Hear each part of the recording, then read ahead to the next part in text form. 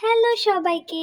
প্রতিদিনের ভিডিওটা সকাল থেকে শুরু হলেও আজকের ভিডিওটা শুরু হয়েছে বিকেল থেকে। বিকেলে আমি কি করলাম এটি ছোট্ট করে শেয়ার করব।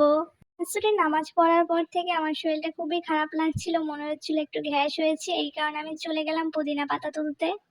বদহজম অথবা পেটে অসুখের জন্য কিন্তু পুদিনা পাতা অনেক কার্যকারিতা ভূমিকা রাখে। পুদিনা পাতার রস খেতে পারলে কিন্তু খুব তাড়াতাড়ি পেটের সমস্যা দূর হয়। আর আজকের বিকেলটা ছিল খুবই সুন্দর বৃষ্টিময়। আর এই বৃষ্টিময় সময় আমি পাখিদের সজনে পাতা খেতে দিয়েছি। সজনে পাতা কিন্তু পাখিদের জন্য অনেক উপকার। মাঝে মাঝে আমি বিকেল টাইম ওদের জন্য সজনে পাতা নিয়ে আসি নিচে থেকে। চাইলে পুদিনা পাতার বড়া অথবা শরবত করেও খাওয়া যায়, কিন্তু আজকে আমি পুদিনা পাতার একেবারে রসটা খাবো। কারণ রসটা বেশ উপকার। এটা যদি রসটা খাওয়া যায় তাহলে এটা শরীরের জন্য খুবই উপকারী এবং খুব তাড়াতাড়ি ভালো কাজ করে। এই রসটা খেতে একেবারেই তেমন একটা ভালো লাগে না। রসটা খুব একটু তেতো একটা গন্ধ টাইপ আসে। তবে এটা খেতে পারলে শরীরের জন্য অনেক উপকার। বাট একটু টেস্টটা একটু অন্যরকম। এখানে একটু লবণ দিয়ে, এখানে আমি বিট লবণ অথবা পিঙ্ক লবণটা ইউজ করেছি, যেটা শরীরের জন্য ভালো। তারপর এটা খেয়ে নিয়েছি, কেমন একটা বিষাক্ত স্বাদ লেগেছে।